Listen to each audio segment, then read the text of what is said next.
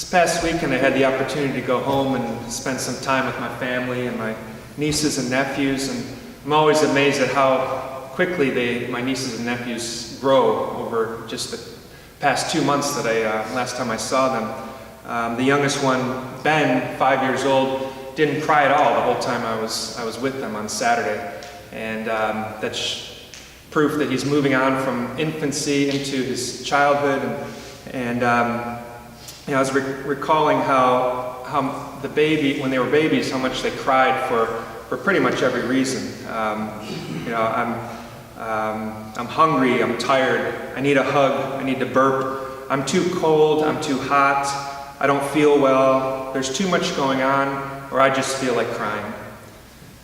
All very understandable reasons to be upset, even for us adults at times. Though we feel these discomforts, we've learned they're not worth crying over. We are more in control of ourselves now, and so much so that it has become difficult to cry, even when it may be appropriate. In chapter 5 of the major legend of St. Francis, St. Bonaventure writes about Francis's austerity and his spiritualization of his senses. He tells how Francis sprinkled food with ashes and slept on the naked ground, using a piece of wood and a rock for a pillow. How his spirit harmonized so close to God's spirit that he felt no pain when his eyes needed to be cauterized shut. He also talked about the way Francis cried toward the end of his life. He did not have the problem of letting his tears flow.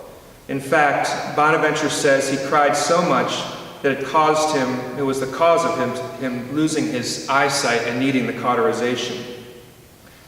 Why were tears so important to this man who had inspired so many others to follow him?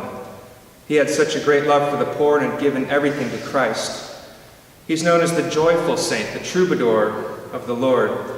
Yet these tears were part of his life of conversion, even to the point where he would give up his sense of sight for them. Tears were Francis's way of perfection. Bonaventure says, he taught those who strive after the perfect life to cleanse themselves daily with streams of tears. Although he had already attained extraordinary purity of heart and body, he did not cease to cleanse the eyes of his soul with the continuous flood of tears, unconcerned about the loss of his bodily sight, which he did eventually lose. Tears which cleansed his interior vision so that he could see God. Francis learned to allow himself to cry again, maybe even as much or more than a baby, but not for the same reasons. Anne Estelle, professor of medieval studies at Notre Dame, commented how Francis's tears witness to his recreation, his participation, even in this life, in the bodily qualities of the resurrected life. The gift, the charism of tears allowed Francis to embrace the changes that had taken place through God's action within him and to be consoled by it.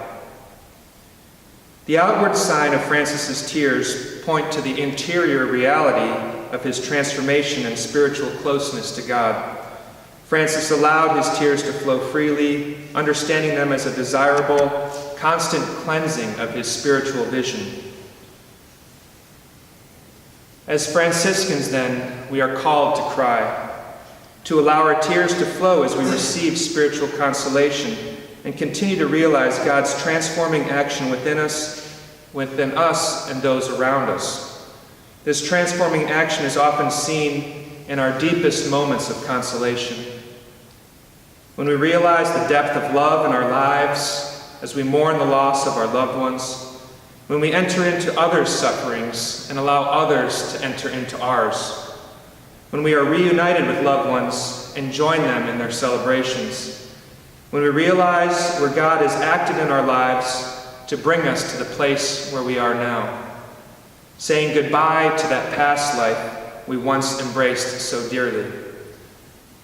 These are moments to allow our tears to flow, even if it's just allowing them to well up inside of us and soften our hardened hearts.